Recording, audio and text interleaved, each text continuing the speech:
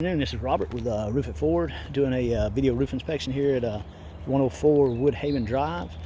As you can see, we got a lot of wind damage shingles, and we also have some hail damage on the roof. All of these straight lines are wind damage shingles. As you can see, we got them on every slope, and these little circles I've got drawn are hail hits. The hail is not as bad as the wind is. I'll show you what happens when with a wind damaged shingle. Basically, the tar gives way on the back of the shingle, and it's mostly due to the age of the shingle. And this will set and flap in the breeze until it creases the shingle right in here, you can see, and all the granules will fall off. I'm guessing that this is probably the original roof to this house, which makes it probably about 22 years old, I'm guessing. So you got a ton of granule loss on your shingles. The granule loss, like once the shingle hits a certain age, the granules start to turn loose, and when that happens, it exposes that asphalt, and then your shingles just kind of dry out in the sun until they start cracking open. And you'll get instances like this right here where you can see the fiberglass in the shingle. The fiberglass is the core of the shingle, so once it gets to that point, it's basically it's done for. So really, the hail hits, there's a ton. I don't know if you can see through this video, but there's a ton of little hail hits all over these box vents.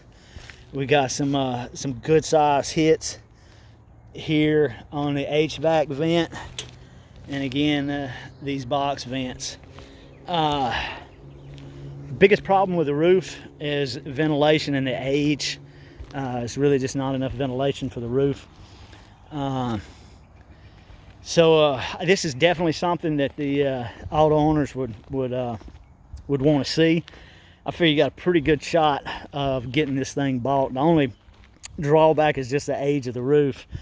But with the age being what it is, the shingles are probably irreparable. So like if auto owners comes back and just wants to replace these wind damaged shingles, it would mess up. It would you know, the shingles around it would be damaged just replacing these. So I feel like you got a really good shot of getting this approved. We'll get together and go over the details of that. One other thing is on these pot boots, you can see that there's like a rubber gasket goes on these things, and you can see that it's splitting open and cracking, and it's just a matter of time before that's a terrible leak. And it's like that on all three of your pot boots. As you can see, this one right here has got some tar around it. Somebody must have repaired it before. And then here, this one's pretty bad too. Another big problem is the gutters. The gutters are absolutely full of you know, just leaves and stuff. And I'm thinking that that's what's causing your leak on this front porch where she showed me. I believe what's happening here, because there's nothing up here on the roof that would cause that leak.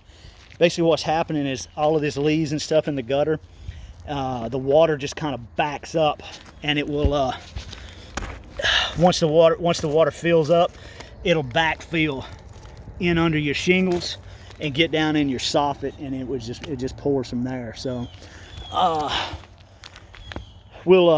get this video to you, and we'll see about calling it in and getting an adjuster out here to check the roof. Thank you very much.